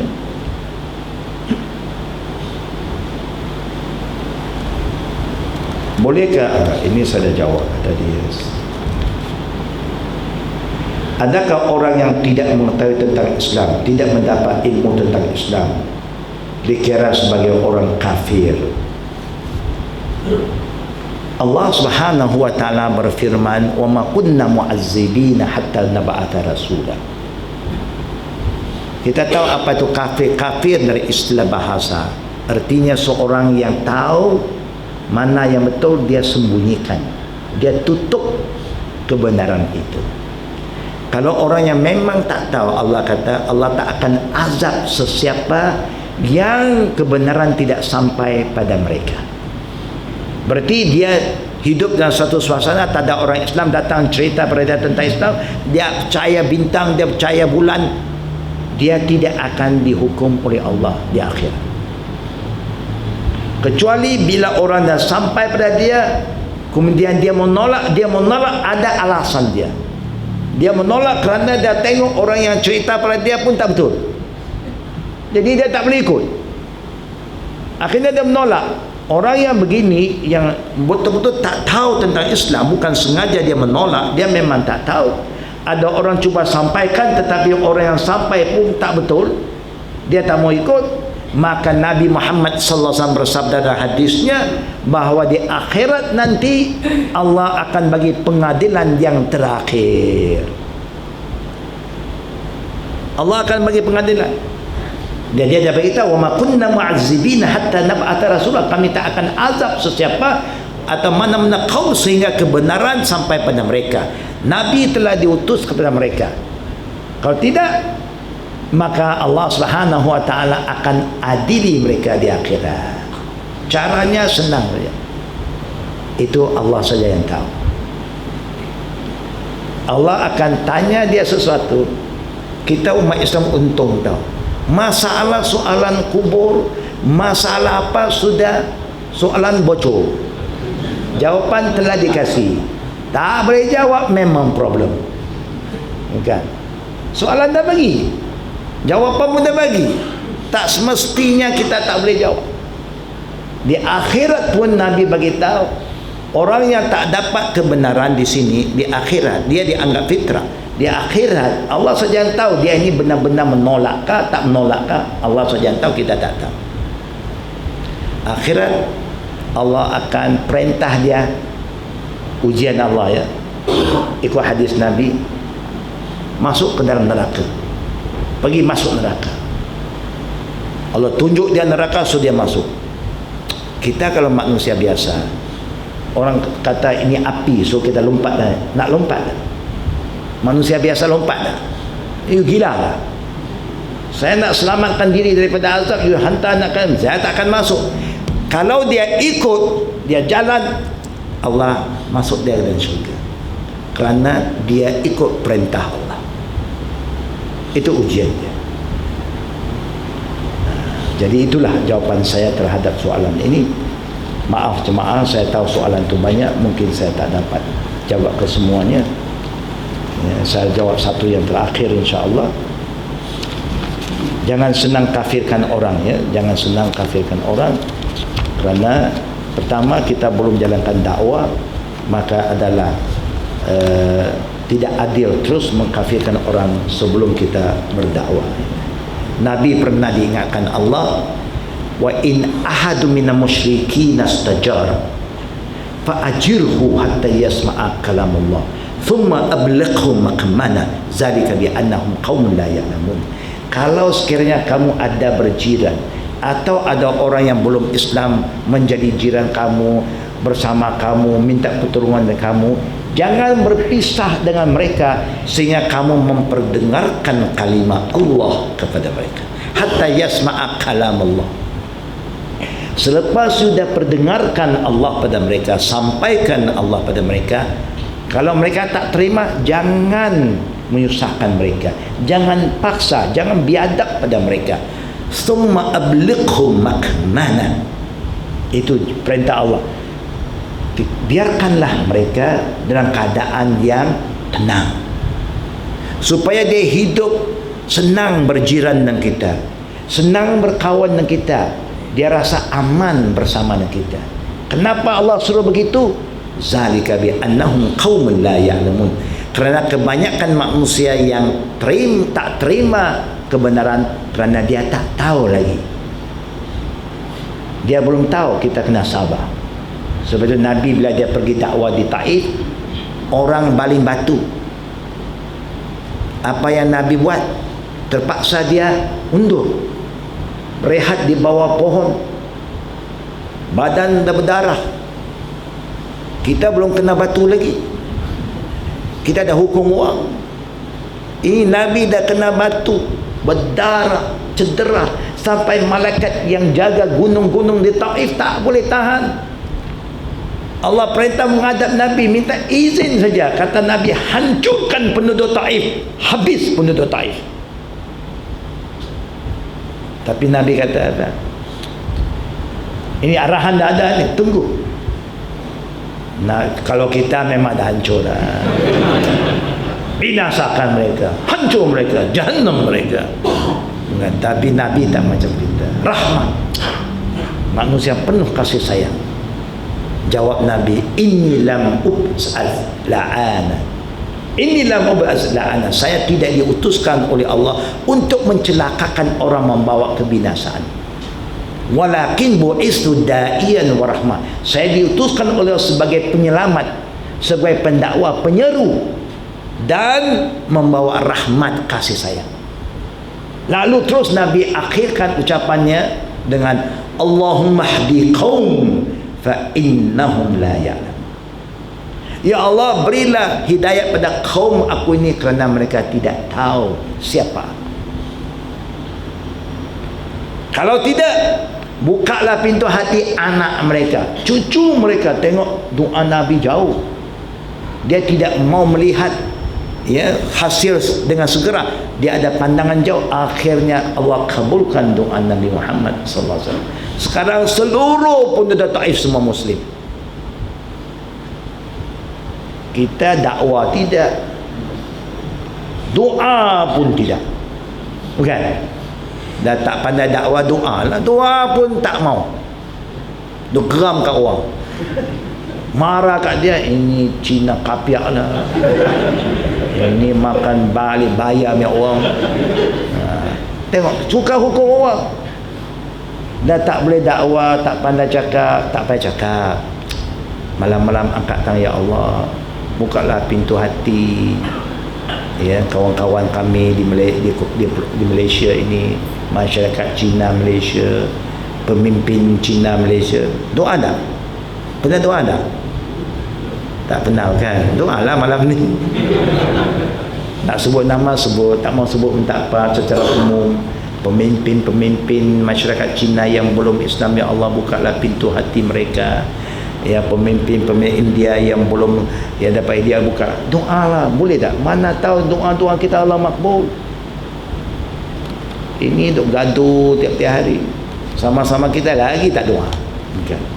Bagaimana doa orang lain? Sama-sama kita pun tak doa. Bukan. Nampak dia ahli bid'ah, habislah 6 jahannam dia. Ya. Doalah, ya Allah selamatkan kawan saya, keluarga saya yang masih jauh dari kebenaran. Jangan lupa untuk berdoa pada Allah, insya-Allah. Tuan-tuan puan-puan minta maaf ya, saya tak dapat jawab semua soalan. Mudah-mudahan serba sedikit yang kita belajar, kalau kita ingat kita amalkan, dan kalau kita tak tahu kita belajar lagi. Sabar. Mudah-mudahan Allah terima segala usaha kita, amalan kita, dan maafkan segala kelalaian kita, dan juga semoga Allah SWT tetapkan iman kita dan lindungi kita, anak cucu kita dari segala fitnah. Amin ya rabbal alamin. Wabillahi taufiq wal akhir da'wana. Subhanakallahumma bihamdik asyhadu an la ilaha illa anta astaghfiruka wa atubu ilaik. Assalamualaikum warahmatullahi wabarakatuh.